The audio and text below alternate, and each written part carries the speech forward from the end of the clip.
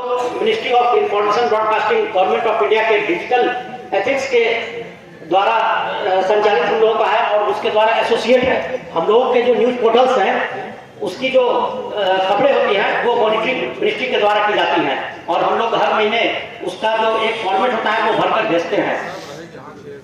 इस जो ये संस्था है इसकी स्थापना में हमारे राष्ट्रीय अध्यक्ष आनंद कौशल जी का बहुत बड़ा योगदान रहा है। 7 साल संस्था का हुआ है लेकिन 9 साल के इनके मेहनत का परिणाम है कि आज देश के कई राज्य हमारे साथ, कई राज्यों के जो डिजिटल प्रतिनिधि हैं वो हमारे साथ जुड़े हुए हैं।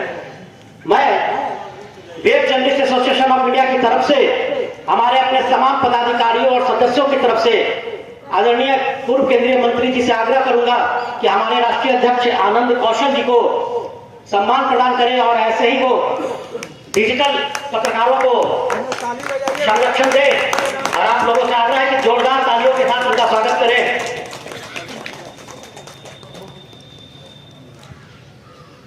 मैं आग्रह करूंगा अपने राष्ट्रीय महासचिव श्री डॉक्टर अमित रंजन जी से। डॉक्टर अमित रंजन जी, आज के दौर में अब लोगों की जो है पसंद है, डिमांड है।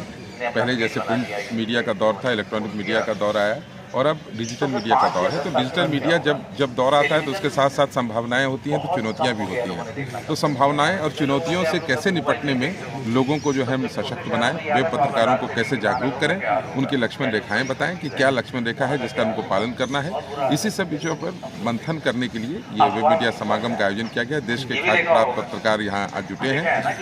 कई सत्र जो है वो अभी चल रहा है। 2 सत्र बीत चुका है, तीसरा सत्र चल रहा है, चौथा सत्र कल्चरल सेशन भी है। तो हम ये उम्मीद करते हैं कि इसका जो उद्देश्य है उस उद्देश्य में ये पूरा होगा और वेब पत्रकारों को उनके जो हक है, उनका जो सम्मान है, उनकी जो प्रतिष्ठा की लड़ाई है उसे हम लोग हल करने में या उन्हें उस लड़ाई में जीत दिलाने में हम लोग एक छोटी सी भूमिका का निर्वहन करें। सर, चुनौतियां बहुत हैं, इससे ही निपटने के लिए इस तरह के आयोजन की जरूरत होती है। पत्रकारों के लिए जो काम करने के दौरान उन्हें खतरा होता है, उन्हें जो काम करने के दौरान चुनौतियों से निपटना होता है, उनसे कैसे उन्हें बचना है, कैसे बेहतर रिजल्ट देना है, कैसे उन्हें AI जो आर्टिफिशियल इंटेलिजेंस के ज़माने में अपनी खबरों से फेक न्यूज़ से बचना है, कैसे पेड न्यूज़ से बचना है, इन तमाम चीज़ों पर चर्चा हो रहा है और ये मंथन बड़ा ही सकारात्मक परिणाम देगा। मुझे उम्मीद है कि जिस उद्देश्य से इस मंथन का आयोजन किया गया है उसमें ये उद्देश्य में ये पूरा। सर, मीडिया पर्सन जो सर कवरेज करने जाते हैं उनके साथ किस तरह की घटनाएं होती है और सुरक्षा को लेकर के सरकार से क्या मांग करते हैं? देखिए, हम लोगों ने सरकार से पहले भी मांग की है हमारे वेब पत्रकारों की सुरक्षा सुनिश्चित हो। हम लोग पत्रकार सुरक्षा कानून के दायरे में वेब मीडिया के लोगों को भी जोड़ने की बात कर रहे हैं और हमारी जो लड़ाई है वो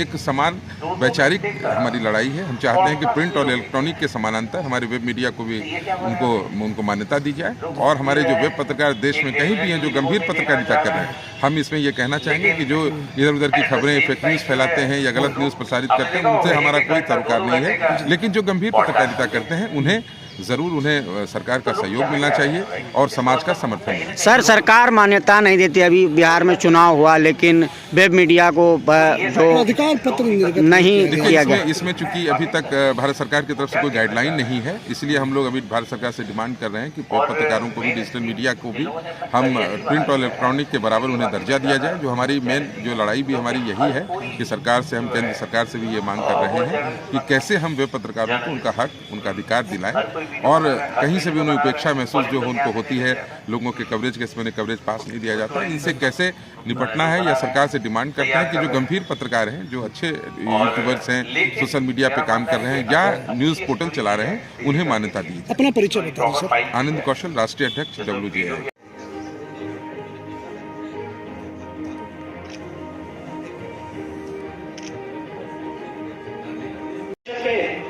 श्यामनंद सिंह,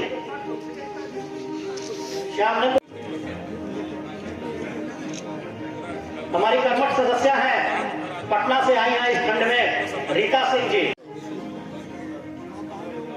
कुमार आदित्य जी हैं।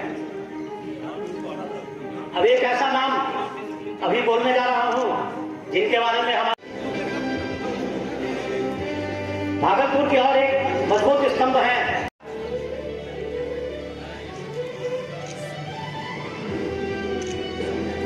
भागलपुर के ही और जो कर्मठ सदस्य हमारे हैं,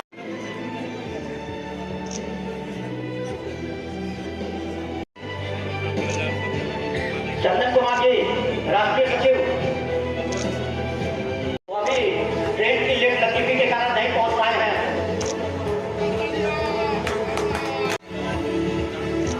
पहला हो जाने का काम किए हैं हर तरीके से। राष्ट्रीय सचिव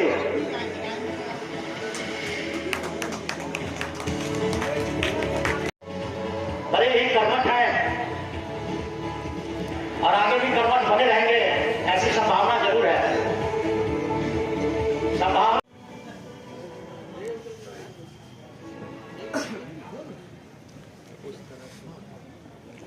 मैं पुनः आग्रह करूंगा पूर्व केंद्रीय